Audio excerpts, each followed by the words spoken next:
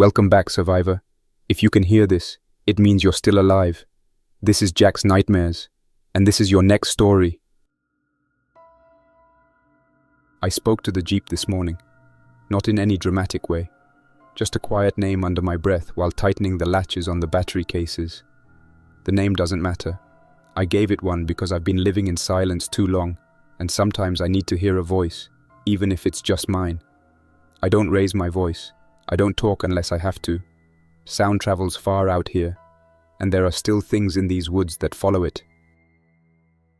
The pistol was clean from the night before, but I rechecked the suppressor threads anyway. I keep a habit of cleaning things that are already clean. Grit gets in during drives, especially through ash country or flood-dried roads. I cycled the rifle's bolt twice, ran a cloth through the chamber, then checked each magazine for compression or any bend in the feed lips. 2 of them were older steel, heavier than I like, but they feed true. I don't carry anything that's ever failed me. The sun hadn't cleared the ridge yet. Ground mist held low along the tree line. I wanted to be out before heat brought the stink up off the road. Rotted tires, dead brush, and old blood that never fully washes out of cracked pavement. I packed the bins fast. Top bin holds dry food, fire gear, and extra filters. Bottom bin is cord, clamps, blades, patches, and field tools. There's no such thing as casual packing anymore. Every object has its layer, every movement has its loop. The day's plan was simple, if there's such a thing now.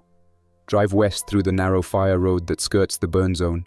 Check 2 tree houses, one for solar draw, the other for supply rotation. After that, scout the power line cut above the creek bed. Quiet area, usually clear, but last week I saw a pattern in the mud like something had been dragged. Could be a trap, could be nothing. I told myself again that I'd avoid the town, just like I always do. I say it every morning. Then I usually end up 2 blocks deep trying to pull wires or grab water filters or see if anything new moved in. I still lock the Jeep's doors before I climb in. Habit. Locks stop desperate kids, not serious people. But it's something. I keyed the ignition. The engine coughed once, then smoothed out to a steady hum. I watched the mirrors. I always do, even when I know the woods are clear. No movement, no birds. That wasn't good. When birds vanish, something else is walking. The infected don't move fast in this region, but they don't sleep either, and they don't make much noise until they're already close. The Jeep rolled forward like it knew the road. I kept it in second gear. No music, no comms. I haven't used radio, unless I'm answering a signal. Dead air is safer. The only sound was dirt under tires, and the low tick of a stabilizer I still haven't replaced. I leaned back into the seat and scanned every corner. Out here, nothing is still. Trees creak, wind pulls loose tarp. A crow lands wrong on a metal fence, and you lose 5 seconds figuring out if it's wings or fingers.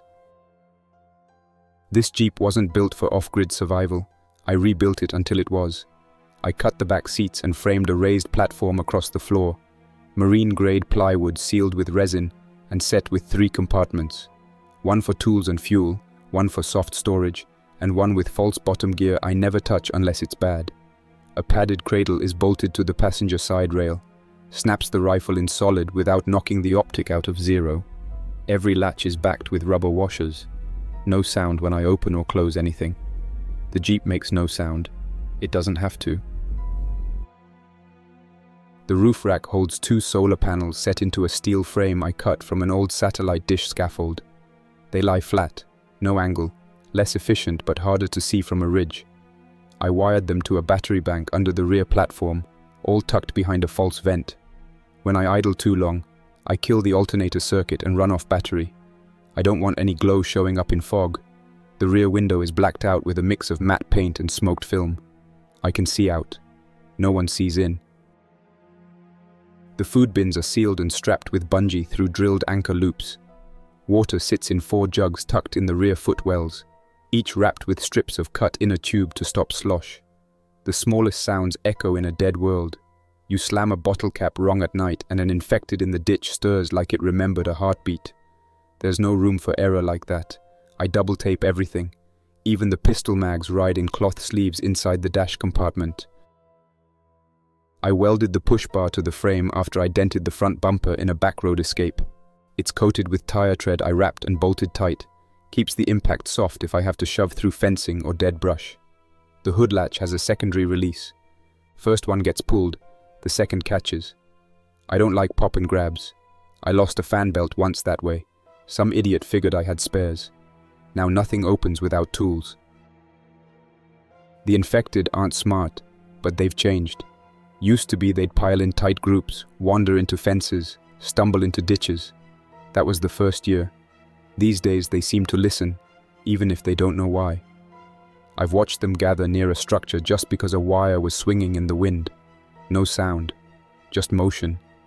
They watched, then drifted closer, then waited. That kind of behavior means I don't leave loose parts anymore. No tarp flapping, no antenna hanging. Everything is cinched or cut. There's no safe time of day. Sunrise used to be, but not now. The heat brings scent off the ground.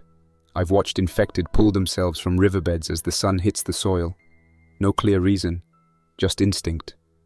If one sees movement, others follow. You don't get a second chance if two spot you at once. That's why I move before the sun finishes rising. That's why I check birds. That's why I count reflections in the side mirrors even when I'm parked in the middle of nowhere. The world's not completely dead, but whatever's left of it is hard, stretched thin, and cruel when you ask it for help. That's why the Jeep stays moving. That's why I talk to it when I'm not thinking. Not because it answers. Because it's the only thing that's still here, after all this time, and hasn't turned on me. I drove west, down the narrow track that only I still use. The trees leaned low over the road, branches pulled in tight from years of wind and fire. The smell of pine sap and dry dirt filled the cab. I stayed below 15 miles per hour, fast enough to coast, slow enough to stop if something crosses. The world doesn't give you many warnings. You either pay attention or you don't make it to the next turn. I adjusted the rear view once, still no birds. That meant I wasn't alone in this sector. Somewhere, something was watching. Maybe walking, maybe waiting. I reached the first treehouse by mid-morning. No fresh tracks on the approach. I park 200 yards away most days. I angle the Jeep between two pines so the shadow covers the glass, and I drape a net over the windshield. Then I sit and stare at the path for a while and try to catch anything that does not belong. Sometimes it is a broken twig at the wrong angle. Sometimes it is nothing at all, and I still wait. The ladder for this one is hidden inside a hollowed trunk that tips open on a hinge. I did not build these to be pretty. I built them to disappear. The platform sits about 20 feet up, anchored to 3 trees with lag bolts and straps. The walls are scrap plywood painted in a dull green. The roof is tar paper and tin.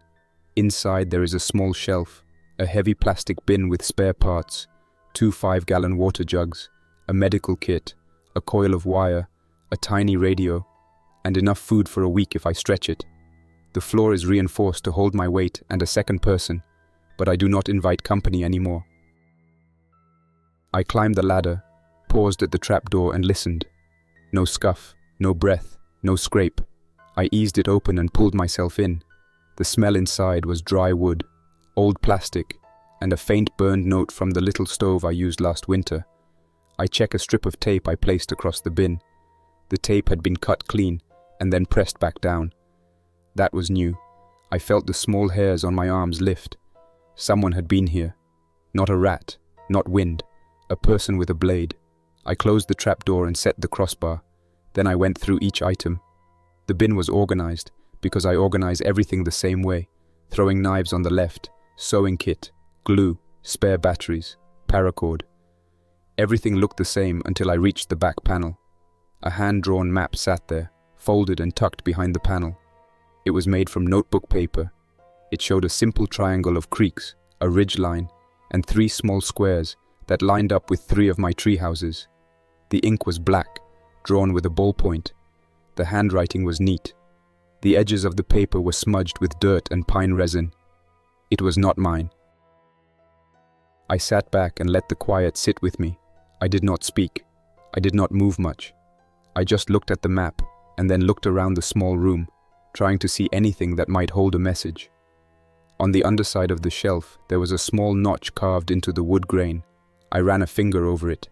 It was a simple notch, no symbol, no letter, a mark, the kind of thing a careful person leaves to say that he had been here, and he could be here again. It felt recent. Wood dust still clung to the edge. I packed the map into my jacket and closed the bin. Then I opened the tiny radio and pulled the batteries. I checked the little solar charger in the window slot. The wire was coiled neatly, too neat. Whoever came in here understood gear. He cleaned up. He placed the tape back exactly where I would see it. That was not an accident. I climbed down slow. I scanned the forest floor around the base of the tree. There were faint depressions in the duff. Heel and toe, not a boot tread I recognized. Smaller foot, maybe a woman, maybe a small man, hard to say. The stride was careful, weight on the outside edge. Very controlled. He or she wore soft soles. I followed the path for 40 yards until it crossed a granite outcrop where prints vanish. The person had climbed the rock and stepped off onto a fallen log, then moved along the log. That takes balance and practice. I did it the same way to see if anything else was disturbed. I found a piece of bark with a twist of black thread caught under it. Synthetic. Not mine. I pocketed it and headed back to the jeep. On the road again, my thoughts kept looping. Someone had my treehouse mapped. He or she cut the tape and placed it back, which meant he or she wanted me to know.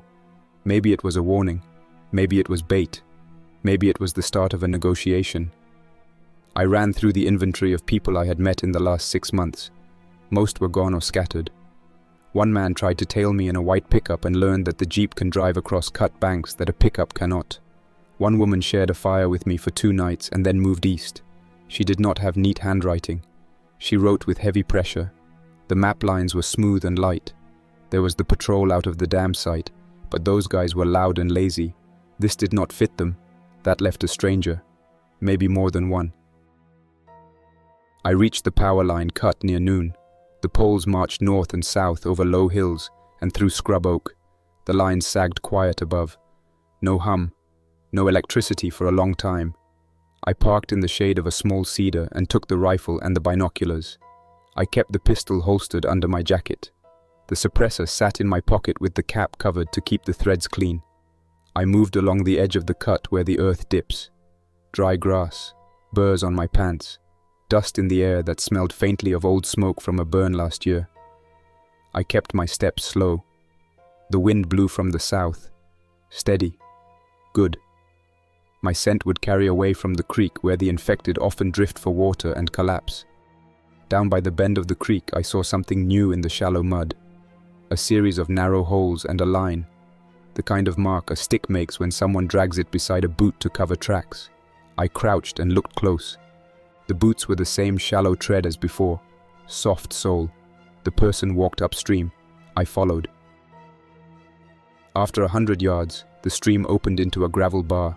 There were no footprints there at all, just a wide scuff where someone dragged a branch across the whole surface. That takes time. It also leaves bits of leaf and bark. I found a few. The branch had fresh sap on the cut end, bright and clear. Whoever did this passed through today. I scanned the tree line and glassed the ridge.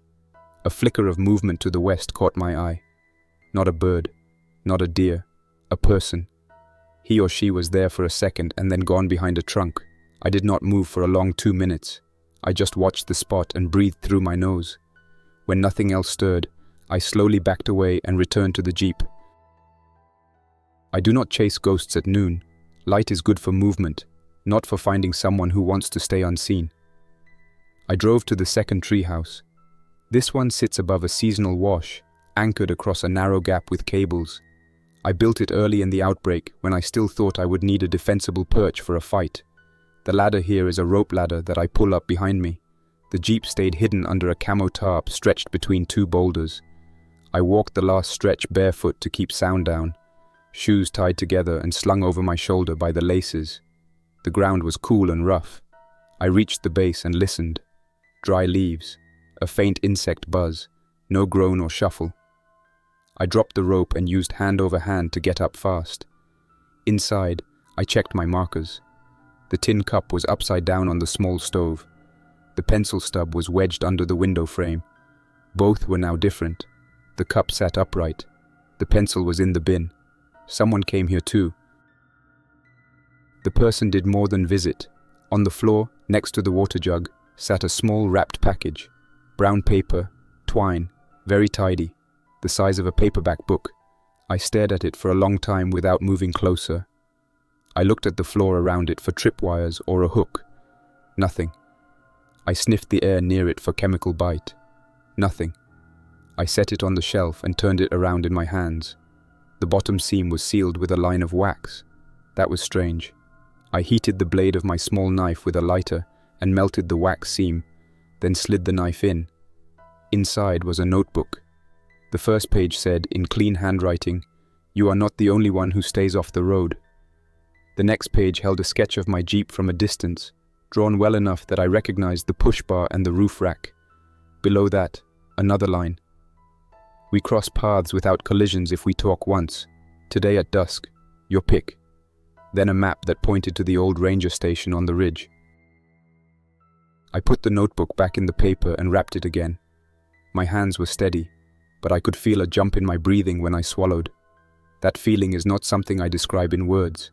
It sits in the throat and changes how a person hears his own voice when he speaks. I did not speak. I flicked the switch on the small radio, and then remembered I pulled the batteries back at the first sight. I smiled at the habit. Keep quiet. No signal. No outgoing message. The old rule still stood, but a meeting at dusk. That pulled me back to the time near the fall, when I still believed in meeting anyone who asked. The cost of that choice back then was heavy. I do not forget it. I also understand that living alone too long turns a mind into a closed room with no windows. I held both truths and looked out the small slit of a window at the ridgeline. I did a fast sweep of the bin, pulled the batteries I needed, a spare water filter, 2 more pistol magazines, a pack of screws, and a small roll of wire. I placed a new note of my own, folded tight under the stove. No words, just a small circle with a dot. That is a habit I started months ago to mark my own returns. It means I came back, I left, and nothing else. Whoever this person is would probably see it and know I was not ignoring the signs.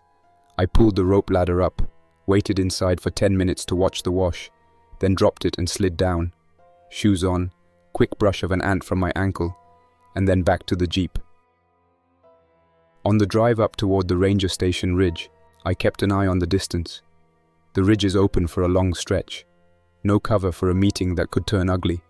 The station itself is a single-story stone and timber building with a big chimney and a wraparound porch. Before the outbreak, the place collected hikers and school groups. After, it became a landmark that raiders watched. I avoided it for that reason. The person who suggested it either misread me or wanted a spot with clear lines of sight. I could respect that. If I said yes. I did not say yes. The note said my pick. That meant I could choose something smarter. I turned off the gravel road and cut through a stand of spruce, following a path I had marked with cut stumps that looked like windfall. I parked where the ground dips and the Jeep disappears from the road. I needed to set terms, so I wrote a note on a piece of cardboard. Change of plan. Blue water tank behind the Miller farm. Dusk. Stand in the open first. Hands out. No rifle in hands. If you do that, I come out. If not, I go. I folded it and tucked it under the windshield wiper of the ranger station's rusted pickup an hour later, after creeping in on foot to place it and to sweep the porch for any hint of a trap. The porch floor had dust and a few shoe prints. Not boot heels. Same tread as before. Soft sole. It looked like one person. The print stopped at the porch railing. From there, the person had jumped off the side to avoid leaving more marks. Careful, skilled, my kind of careful. That did not ease me. It made me cautious in a different way. A person who mirrors my caution can be friend or rival. I spent the afternoon scouting the approach to the Miller farm. The place sits in a shallow bowl. One blue plastic livestock water tank stands next to a metal shed that held hay once. The farmhouse is burned out. The barn collapsed in the winter from snow load. The tank is visible from the low ridge to the south. I picked that ridge as my observation point. then moved back 200 yards to set a short ambush line with fishing line and 2 small bells I salvaged from a kid's bike. You would laugh at the sound those make in the brush, but I will take any early warning I can get. I set 2 snares for infected on the old farm lane as well, not to trap, but to trip and slow. Slow buys decisions. Decisions keep me alive. An hour before dusk, I ate a cold meal of beans straight from the can and a piece of jerky. No fire. The light turned flat and then softened. Shadows grew out from every fence post. I checked the rifle optics and cleaned the glass with a corner of my shirt. Then I looked down at the water tank and waited. It did not take long. A figure appeared at the edge of the farm lane, shorter than me by a head, lean, wearing a jacket with a hood up, not a heavy coat. No pack on the back, which was interesting. He or she moved with a steady step and stopped at the tank. Hands out, palms open, no rifle in the hands. I scanned the near trees for a second person. Nothing. I watched for a full minute before I slid back and went down the slope, staying in the grass shadows. I stopped 20 yards away, behind the rusted skeleton of a piece of farm equipment. "Stay still," I said. My voice sounded rough from disuse. The figure did not turn fast or reach for anything. He or she followed the instruction. "Hands higher," I said. The person raised hands. I stepped out. I kept the rifle low but ready. The figure lowered the hood. A woman, mid-30s, dark hair in a tight braid, face thin, with lines at the mouth that come from concern, not age. Eyes clear, no fast-flicking look of someone sizing me up to pounce. She stared at me, and then at the rifle, and then back at me. "You picked a smart spot," she said. Her voice was even. She did not shout, which I appreciated. "I am alone. No one else is in the brush. If you mean to shoot, make it clean. If you mean to talk, I will keep my hands up and follow rules." "Why my camps?" I asked. I kept my words short. She nodded once. "Because I learned from watching, and I wanted to know if you were sloppy or careful. I put the map so you would not walk into fools. There are 3 men working the road north of here who set decoys and wait for anyone with gear. They took a family 2 weeks ago and used the kids as bait for the next car. I did not want you to be next, because I have been using your pattern to learn. I am not trying to steal. I am trying to live and stay quiet, same as you." That could be a lie. It could be true. My gut wanted to trust because the setup matched my own code. That made me pull back mentally. Trusting someone who speaks my language is how a person gets trapped. I watched her hands. No twitch. No tell. The jacket hung loose. A pistol sat on her right hip, holstered with a strap over the back. A small knife handle flashed at her belt. No long gun. I said, "Show me your hands slow," then unstrapped the pistol and set it on the tank with the magazine out. She did what I said, clean and without extra motion. She held the pistol in her left hand, ejected the magazine, and locked the slide back, then set both on the tank. "May I lower my hands now?" she asked. "Yes," I said. "My name is Mara," she said. She did not offer a last name. I would not have accepted it anyway. Names like that mean nothing anymore. "I watched you for 3 days," she said. "Not right on top of you. I stayed back. You do not leave trash. You do not repeat entry paths. You talk your head left before you climb. Always, like you are listening with your left ear. You have a habit of touching the same corner of your jacket when you think. I saw that and I knew you were old hat at this, and maybe not violent without cause. So I left the note. I am done with being alone. I am also done with groups that talk big and shoot fast. So here I am. You can tell me to go, I will go. If you tell me to stay at range and share information, I can do that too." I stood there and listened to the wind in the grass and the ticking sound of the Jeep's engine cooling far behind me on the ridge. Her words were not wrong. I have habits. I also have a rule. I do not partner without a test under stress. Not anymore. "There is a town to the west," I said. "Small. Hardware store, feed store, a clinic that never really opened. I need a particular part for a water filter and a pulley wheel for a roof hoist. I was going to sweep it tomorrow. If you want to work together for one run, we do that at first light. No argument, no ego. If you follow rules and keep your head, we leave the town with the parts. After that, we see. Mara nodded. First light, she said. I have a hideout a mile north. I can meet you at the south side of the west bridge over the creek, the one with the hand-painted speed limit sign. That was a clean landmark. Fine, I said. One more thing. If I notice a second person shadowing you, or signs of an ambush, I walk and you do not see me again. She did not blink. Agreed, she said. We parted without a handshake. I watched her pick up her pistol, and I watched the way she reloaded, slide forward, tap the magazine, check the strap, clean. She left by the farm lane and did not look back. I went back up to the ridge, pulled the bells and line, and walked the jeep out at last light. I covered the headlights and drove by the glow of a dim hooded handlight for the first quarter mile, then turned on the lights once I was sure the road was clear. I knew I would not sleep much. New variables erase sleep. I set up at one of my smaller tree houses near the creek, the one that sits in a hemlock stand and smells like cold sap at night. I parked the jeep under net and climbed up. I ate a handful of peanuts and drank a pint of water and tried to go blank for an hour. Sometime after midnight, I heard a sound that did not belong. Not the wind, not the creak of wood. A scraping shuffle along the creek bed.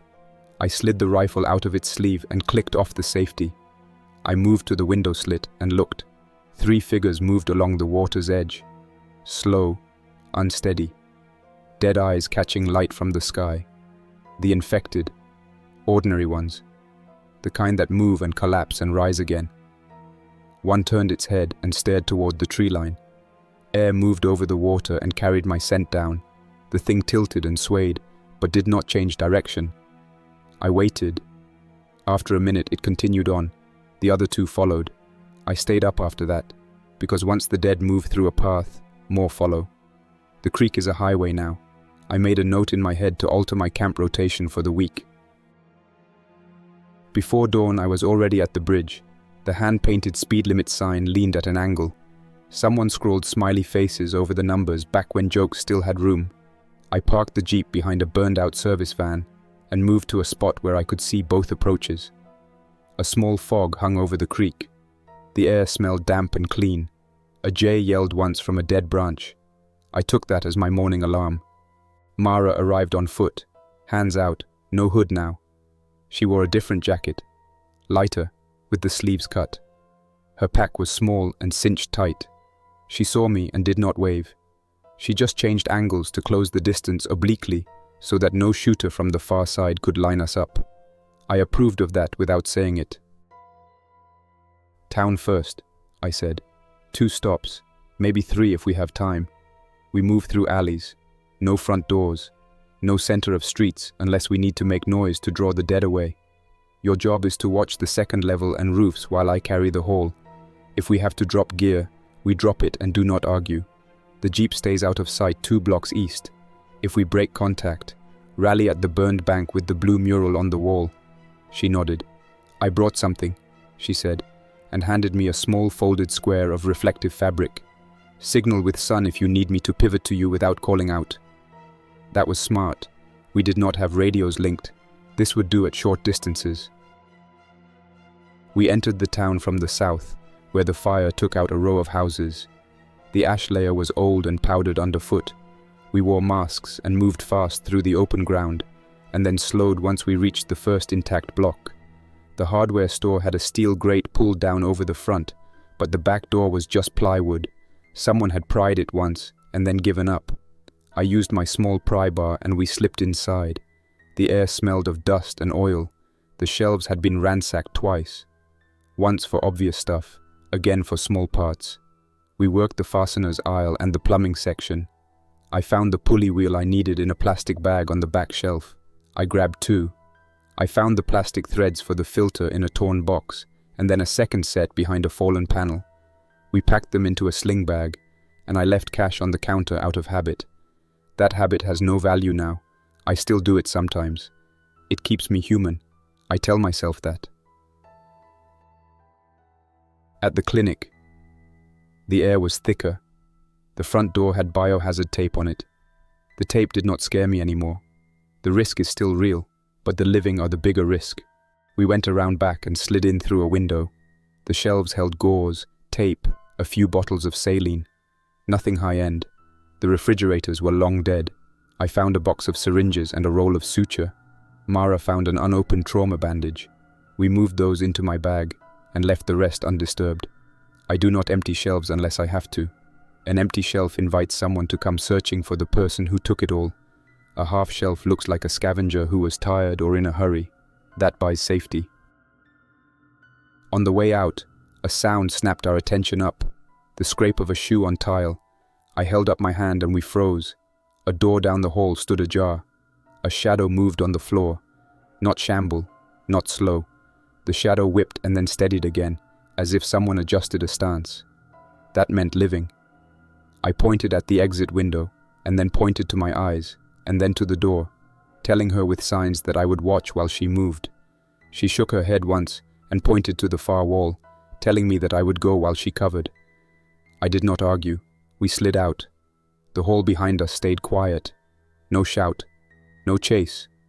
We reserved noise for our problem, not for someone else's gamble. 2 blocks from the Jeep, I saw fresh tire marks on the dusty street. Wide tread, heavy vehicle. The direction led south, then turned east toward the farm lanes. I felt a flash of old anger, hot and sharp. At the idea of a raider truck anywhere near my loops, I pressed it down. Emotion pushes dumb moves. We reached the Jeep and I raised the hood to make it look broken down.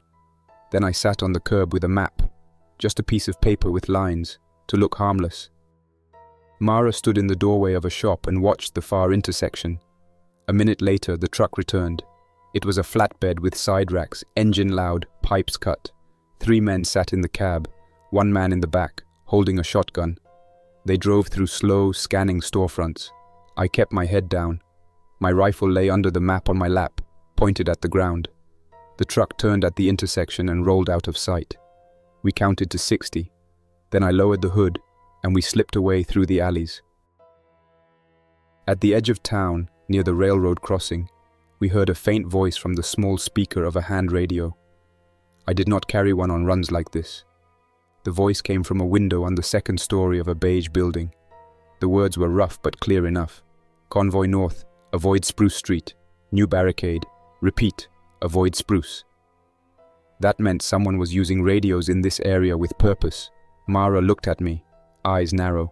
Not mine, she said. I believed her. The voice gave times and landmarks and mentioned a name. Cal. I filed the name away. If I heard that again, I would know it belonged to this net. I do not like organized nets. Too much reach, too many eyes, too many ears. We reached a point of cover where the Jeep waited. I unlocked the rifle from the bracket and slid the sling bag into the rear compartment. Then I pulled the solar blanket and clipped it to the hood for a few minutes while we drank water. The sun was up and hot now. The Jeep's body threw heat. I watched the street and thought about the flatbed. I thought about the radio voice. I thought about the map in my jacket and the way Mara moved. In my head, I ran a cost and benefit chart and found it even. The tiebreaker would be what happened next. I looked at Mara and said, "There is one more stop. It is risky. A feed store with a basement that still holds sealed bins. There is only one entry. That makes it a trap if someone is watching. If you do not want that, we skip it." She licked dry lips and shook her head. "I am in," she said. We took a long route to avoid the main streets and ended up behind the feed store.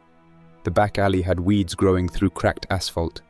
A dead dog lay under a cart, long dried to bone and hide. The rear door had a heavy chain across it. I checked the lock. It had been cut and rewired with floral wire. That is a trick I use. Someone who cuts a chain and leaves it loose tells the next person that the door has been opened. Someone who rewires it looks like the door is still secure. I pushed the door and it gave.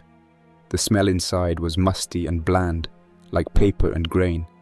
We used small lights and pointed them low. The basement stairs turned and ended in a concrete room. Bins lined the walls, metal lids. Most were empty. In the far corner, a lid still had a paper tag. Oats. That could feed me or feed a small trap line of animals if I ever tried that again.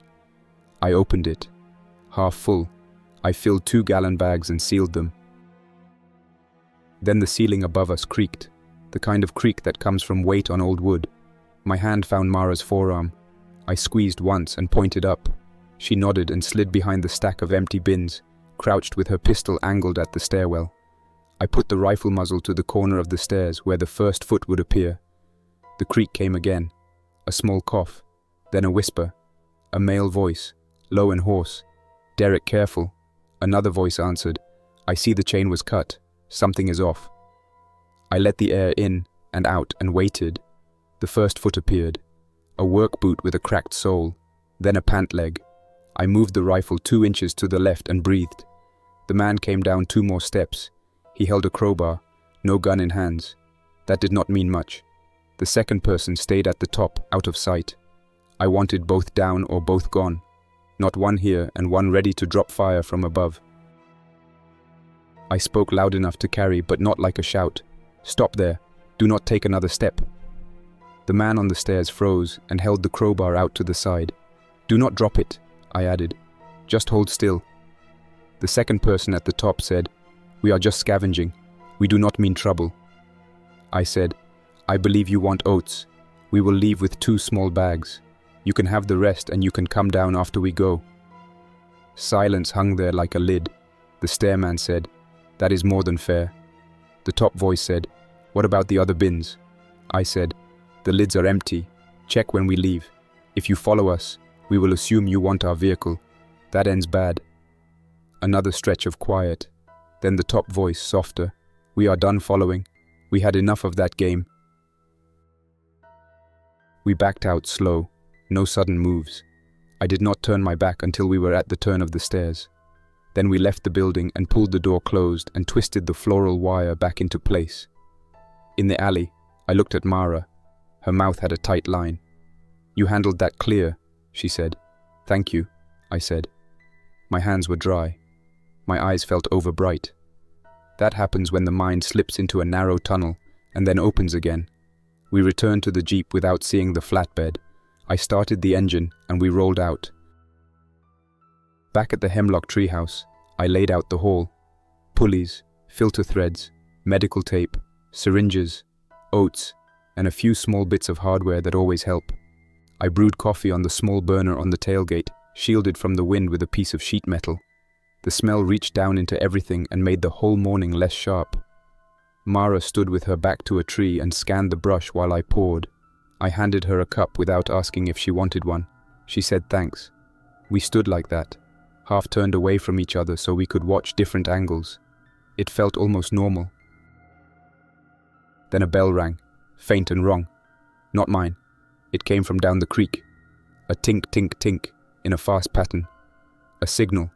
Not wind, not accident. Mara's head snapped toward the sound.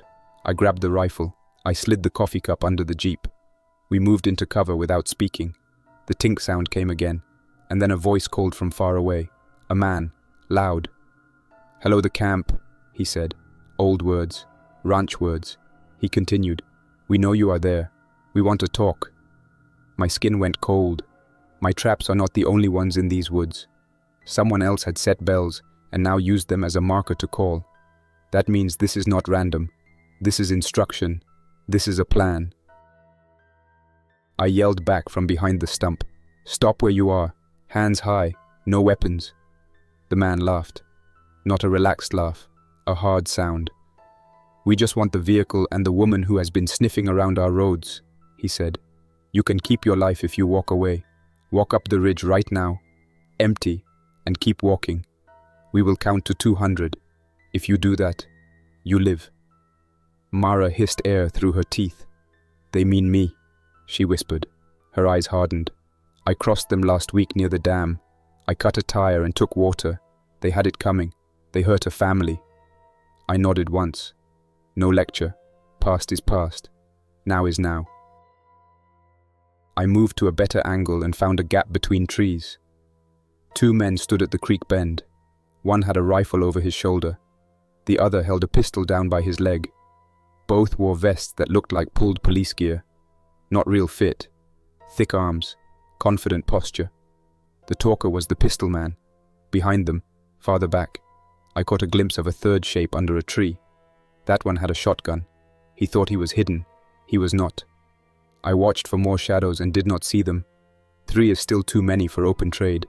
I thought about the jeep and the fact that if this turned loud, infected would roll in within minutes. This needed to end fast and quiet. 200 is a long count, I called. We cannot count that high. Say 50. The pistol man laughed again. 50 then. Clock starts now. He turned to say something to the rifleman. That gave me the motion I needed. I raised the pistol with the suppressor already threaded and fired 1 round into the dirt 10 feet in front of them. The muffled thump was nothing like a movie. It was small and ugly. Dirt sprayed. Both men flinched back and pulled their guns up. I fired again, this time into the tree trunk next to the shotgun man's head. Bark spat from the hit. He yelled and ducked. I shouted, "Last warning. Leave or I start picking targets and I do not miss twice." That was not bravado. It was a statement. The pistol man weighed me and decided to act brave. He raised his gun and started to angle. I put a round into his forearm. The suppressor kept the sound down to a swallow. He screamed and dropped the pistol. The rifleman crouched and aimed at my spot. I moved 2 steps left behind another stump and fired again, this time at his thigh. He went down with a shout. The shotgun man fired a blast into the trees wide of me. The shot tore leaves and a branch. I shifted and sent a round into the dirt at his feet. The pistol man stumbled and grabbed his friend by the vest. They started to drag back. I yelled, "Drop the guns and crawl, now!" They did not drop the rifle. That was the line. I took the rifleman's shoulder when he turned. A hard hit that spun him. He cried out and rolled. The shotgun man froze and then tossed the shotgun aside. The pistol man grabbed the fallen pistol with his other hand and tried to level it. I put a round into the ground 6 inches from his knee, and then 1 into the pistol itself. It sparked and clattered away. He stared at the ruined gun and then at me. I could feel his hate from here. "Crawl," I said again, and this time they did, dragging the wounded man back along the creek bank. The shotgun man backed with them, hands up. I moved farther right and kept the muzzle steady. Mara held her fire. She was a shadow behind the jeep, eyes tracking. Once the 3 men were beyond the bend, I stepped back and listened for more movement. Nothing. Birds started again. That told me the immediate space was clear. I looked at Mara. "They will be back," she said. I nodded. "Not today," I said. They did not expect suppression fire without shouting. They thought I would shoot to kill or scream. I did neither. She looked at me with new calculation. Not fear, not relief. Something like acceptance. "You wanted to scare them off without stacking bodies," she said, "because noise brings the dead." I said, "Noise brings attention. Attention brings more choices that are bad." We broke camp in 3 minutes. I stuffed everything that could ride into the jeep and strapped the rest to the rack. We left through the old fire road that runs east out of their range. I chose a route with 3 blind corners and 1 shallow stream crossing, so that if someone did manage to follow, I would see the splash and mud stripe. We did not talk for a while. Then Mara said, "You could have put holes in all 3. I said, "I can do that when there is no other way. I have done that. Today there was another way. Also, if we stacked them, the rest of their group would hunt us right away. Now they have to stop the blood and argue about what happened. That buys us time." She nodded and rested her head against the window, just for a second, as if the weight of the last hour settled on her. We reached a secondary camp of mine near a stand of birch trees. This treehouse is smaller than the others. It holds backup clothes, a weather radio, and a single sleeping platform. I have another like it 2 ridges away. I parked the jeep and we climbed up with the sling bag and the medical kit. Mara sat on the platform and rolled her shoulder. "I am fine," she said. "No hit, just the snap of a near miss." I did not answer. I unpacked the new pulley, found the older rope, and started to replace a worn section on the hoist system. I like my hands busy when the mind is loud. My mind was loud. Once the rig was done, I pulled out the notebook again. I set it on the floor between us. "You drew this," I said. "Yes," she said. I thought you would find it and make a move because you do not strike me as someone who waits when someone else sets a term. That was true, and it annoyed me. I do not like being read. Who are the radio voices? I asked. Not mine, she said. A loose net, probably tied to Cal. He ran a small group out of the old county building for a while. They tried to tax everyone on the road. That turned into old-style tolls. He got pushed back by a bigger outfit out of the interstate. Now he wants to build a net again. He uses hand radios and a solar charger on the roof of the storage center. He is careful but not smart enough to avoid old habits. I said nothing for a beat. Then I said, that flatbed looked clean. New side racks. That is a newer rig. Cal's or someone else's. Mara shrugged. Could be a splinter group. Could be the damn boys. I burned them twice. They hate me for it. I told her about the bell sound. She said, that was staged for us. They wanted to rattle us and push us into a move on their ground. You did not give them that. Good. I said, we cannot stay in this loop. They will begin to box out the roads and cut the paths. We need to move our pattern to the mountainside for a while. She shook her head. That is where the fast ones roam, the infected that still have a snap in the step. The cold air kept them slow for a winter, but now the days are warm again. They climb better. I saw one pull itself up a porch rail last week. I looked at her face for any hint of exaggeration and found none. Then we go to the low fields, I said. Use the irrigation canals and the culverts. The walking dead sink in soft soil. The fast ones slide and break ankles in old gopher holes. The fields are flat and ugly, but they favor mobility. The Jeep does well there if I stay out of the deep furrows. Mara nodded. I can live with that. We made a list on a folded piece of carton. Fuel, oil filter, brake fluid, more hose clamps, 2 more water jugs, and if possible a roll of galvanized mesh for trap funnels. Then we added small things that no one thinks about in a hurry. Pencils, chalk, wax, needles, thread. I wrote it clear because future me will scan it fast while wind and noise chase focus out of the head. Then I burned the notebook wrapper over the little stove until the wax melted and the paper curled. I do not leave messages for others anymore unless I choose them. In the late afternoon, we drove north along the irrigation canal and cut west across a fallow field. The soil was rutted but dry. The Jeep bucked and settled. At the far fence line, I saw a new thing tied to the wire. A strip of blue plastic cut from a barrel twisted in the wind. It made a clack sound against the wire. That was an old ranch trick to mark a line. It was not a rancher anymore. It was Cal or one of his. He wanted to mark the radius of his patrol. That meant we were now inside his thinking. I stopped the Jeep and cut the plastic down with a knife. I folded it and put it in the glove box. I do not leave my enemy's mark standing. As we rolled toward a shallow draw, the Jeep's front end dropped into a hole I did not see under weeds. The frame slammed and my teeth clicked. The engine coughed. I eased it back out. The wheel alignment would be off if I ignored that. I parked on a flat patch and got out with a wrench and a small jack. Mara stood watch with the rifle. I crawled under the front end and checked the tie rod. Bent but not snapped. I can bend it back enough to drive straight for a while. I used the jack and a length of pipe to lever it. Metal groaned and then moved. When I rolled out from under, my hands were black with grease. I wiped them on a rag and tested the steering. Better, not perfect, good enough. We reached another treehouse at the edge of a cottonwood grove near a dried pond by dusk. This one is the biggest. It can sleep 3 on the floor if needed. I built it in the early days when I still thought I might collect a small group and keep watch together. That idea died after the grocery store run with the wrong men. The memory slid in like an old nail catching on cloth. I let it pass. The ladder was up as I left it.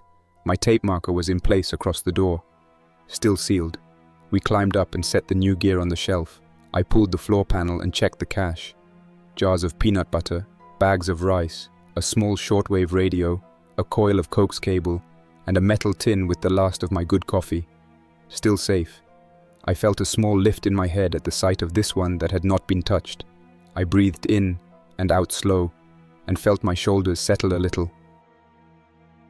We ate in short bites and talked in short sentences. Her story came out in pieces.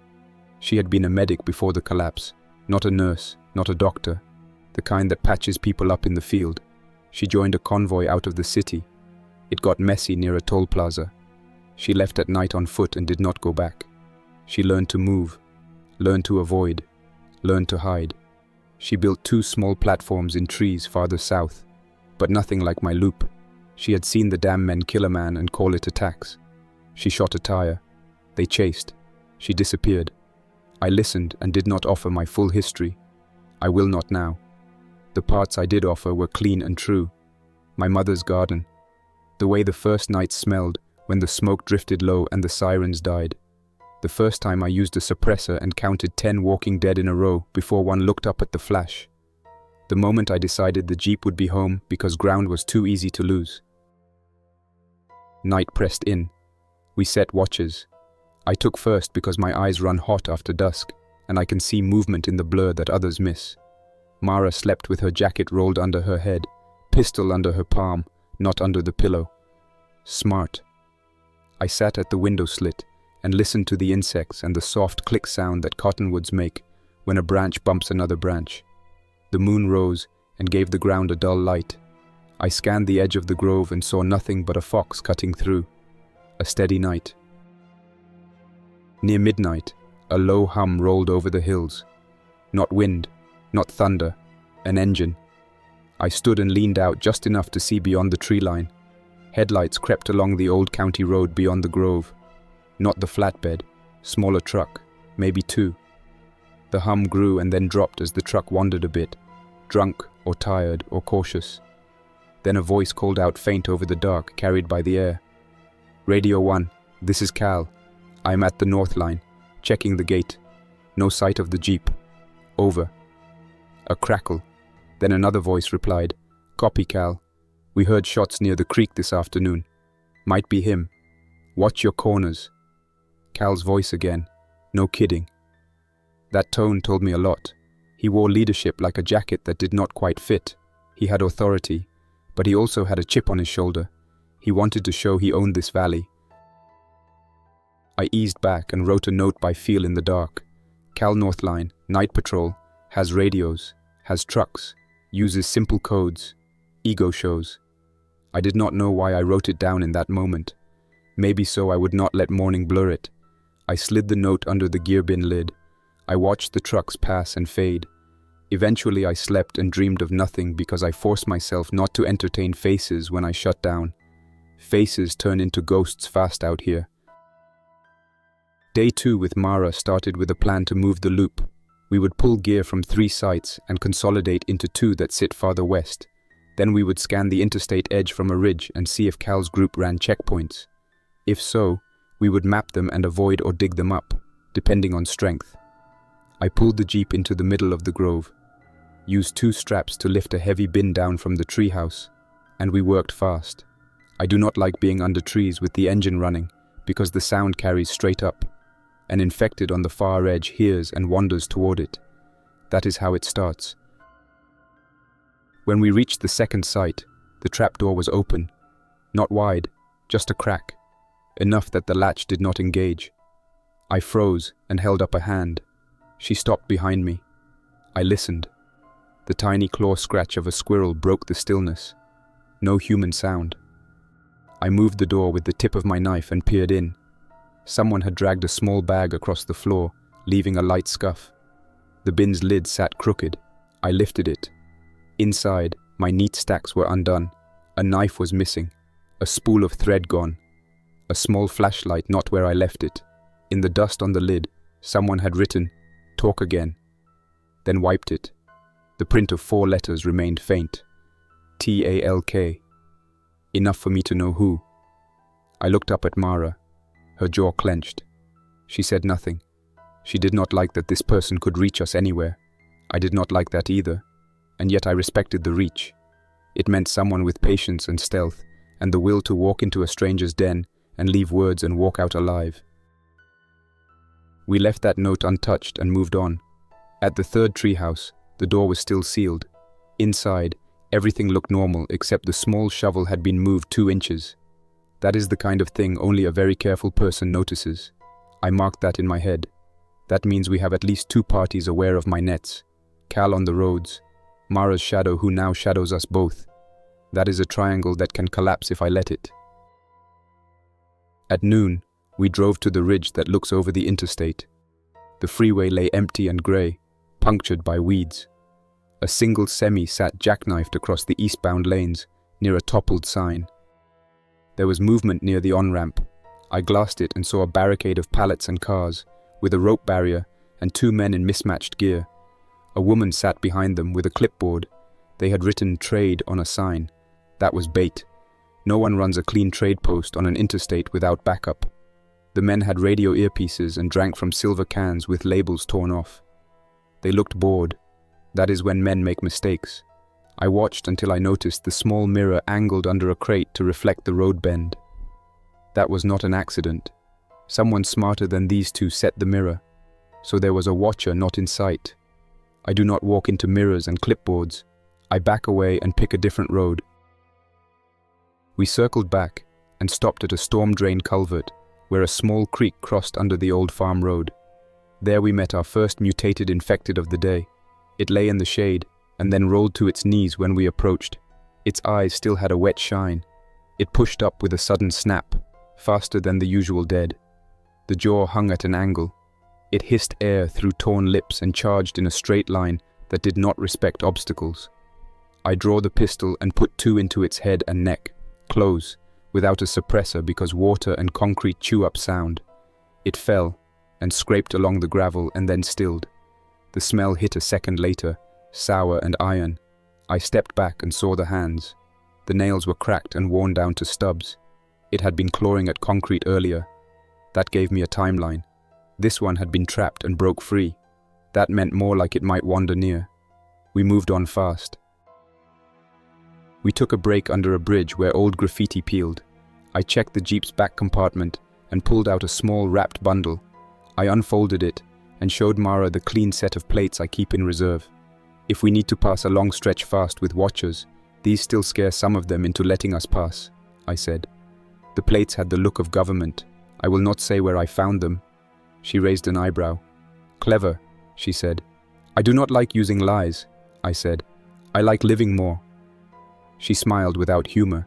We share that preference. As we rolled west, the sky darkened with an incoming bank of weather. Wind picked up dust and carried old smells across the fields. We reached the narrow road that turns through a set of storage units half sunk into a hill. One of the garage doors stood open. Inside, stacks of boxes sat in neat rows. Too neat. The dust on the ground showed a pattern of boot prints arranged deliberately. I stopped the Jeep and turned it around before we rolled fully in.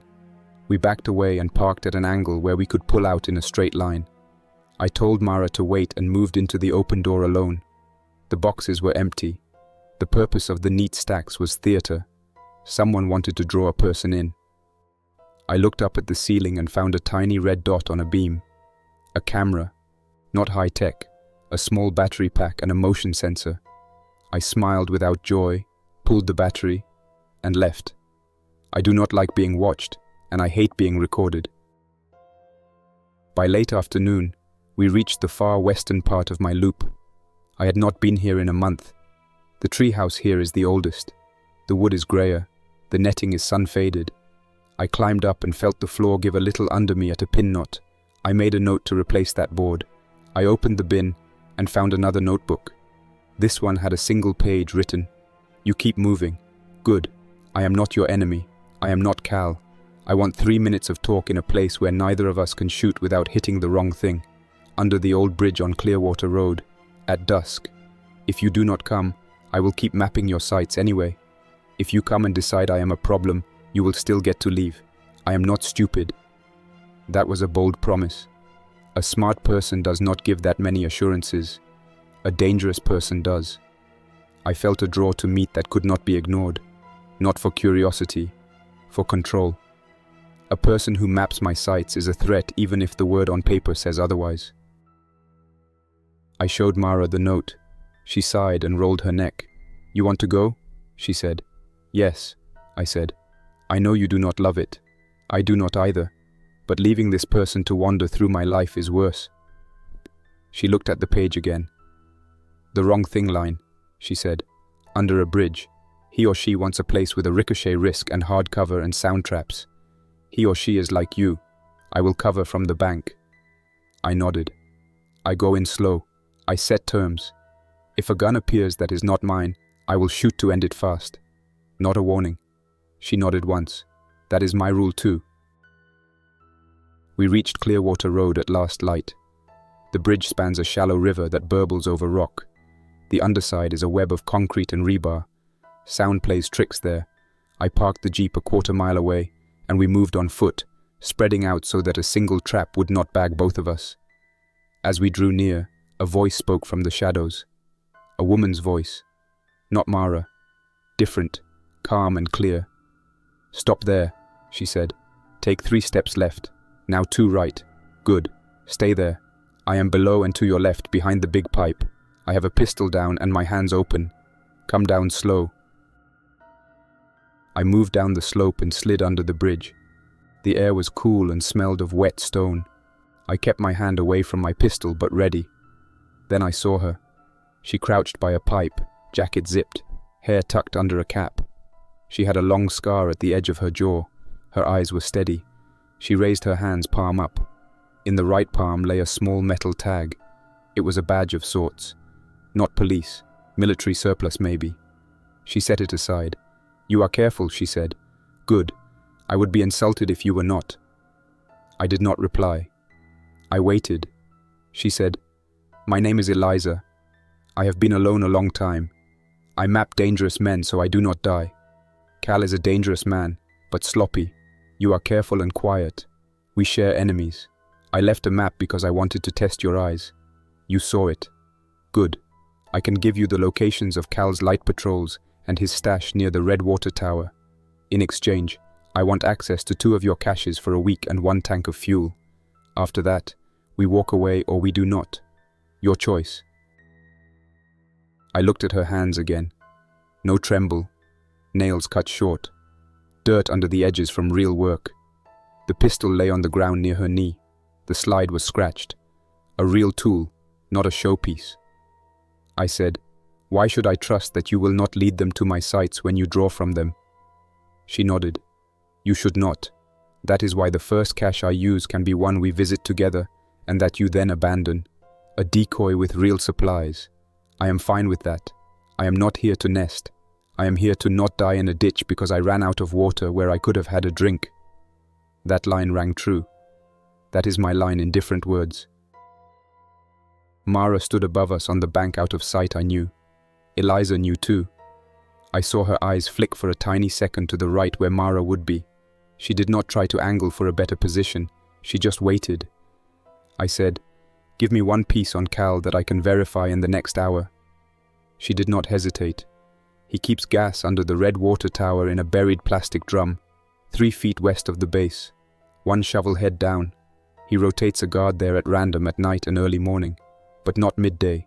He believes in randomness, but he does not actually stay random. He falls into patterns. Today he went at night. Tomorrow he will go early. He will skip midday for 2 days. If you go at noon tomorrow, you can pull it, or we can pull it together now. He did a night drop, so he will sleep late. That was specific. I like specific." I weighed the distance, fuel and noise risk. The pistol stayed loose in my grip, angled low. I listened to the echo under the bridge and said, "We move. If you cross me, it ends. If not, we talk again." Eliza nodded and replied, "Deal." She picked up her pistol and tucked it into her waistband with smooth, deliberate care. No twitchy hands, no nervous habits. She handled the weapon like someone who'd had to use it more than once and survived the result. We left the shelter of the bridge and slipped into the grass. Mara was already moving to meet us, falling in on my left. I introduced them in 2 clipped words. No need for more than that. The sun was still low. The ground held last night's cold. The Red Water Tower stood in a clearing ringed with gravel and old maintenance brush. Eliza took 3 steps west and dropped to 1 knee. She dug quickly with a folding trowel. The movement was practiced, no wasted effort. After a few inches, metal struck plastic. She uncovered a sealed drum and pulled the lid. 4 jerry cans were inside, wrapped in black plastic. She lifted one and gave it a shake.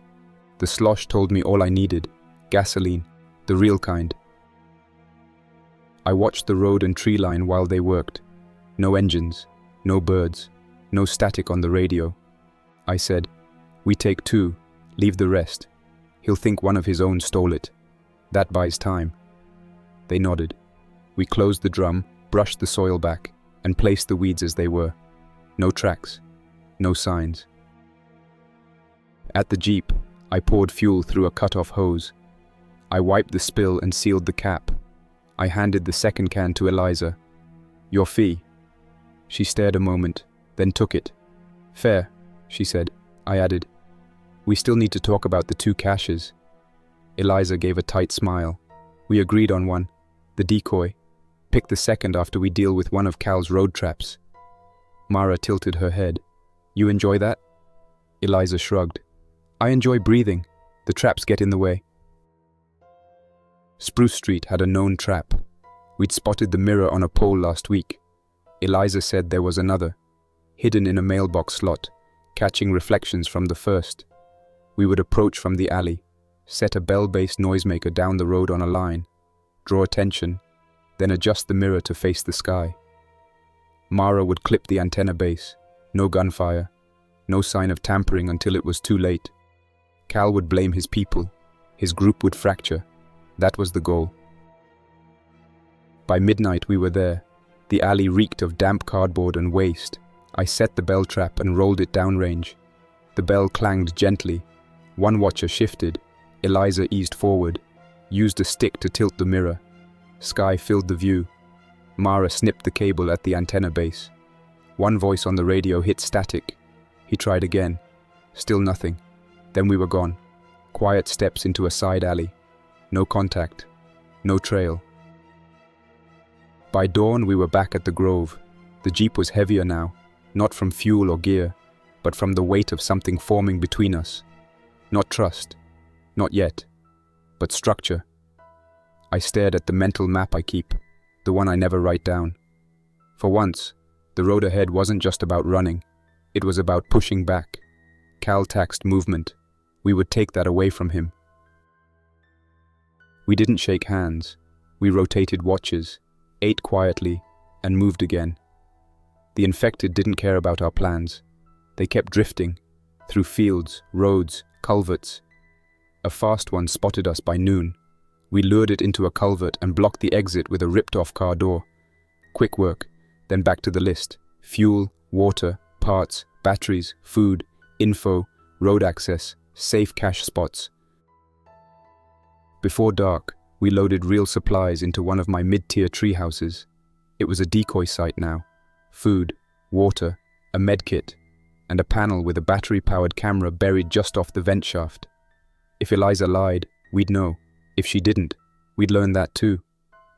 Quiet trust, backed by facts.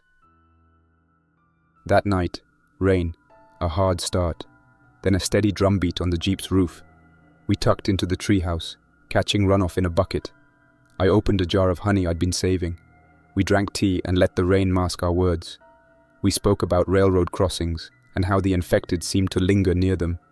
We swapped old-world memories, just one each. No dramatics, just things that used to be normal. Lying on the platform later, I stared into the rafters. Rain on tar paper above. I didn't have visions, just patterns. We had disrupted Cal's roots. He'd strike back, probably loud and dumb. Better to preempt it.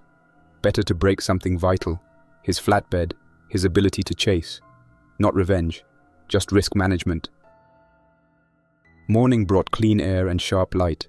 We packed spikes, just steel strips with welded nails, and headed for a narrow pass near the quarry road. No room to swerve. We placed the trap under light dust and stretched a line of noisy cans to bait attention. Mara hid up the slope. I stayed behind the Jeep. The flatbed came fast, louder than expected. It hit the spikes hard. Tires deflated instantly. The truck slewed sideways and skidded into a stall. 3 men piled out. I stepped into view with my rifle up. Leave the keys. Leave the shotgun. Walk. One reached for his belt. I put a round in the dirt near his boot. He stopped. They walked. We pushed the flatbed into the quarry road and stripped it. Food, radios, spare parts, a list of names. Some crossed out. I burned half the list. That kind of list makes a man dangerous and predictable. A few burns make him more paranoid than smart. Later, the radio came alive. Cal was shouting, repeating, "Jeep," like it was a curse. I didn't hide it. I never could.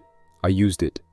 That day, I chose to vanish into culverts and treehouse networks and let him scream into static. That's all for now. Thanks for listening. Don't forget to like and subscribe to keep the stories alive. For now, stay quiet, stay vigilant, and stay alive. Jack's Nightmares, signing off. Until next time, survivor.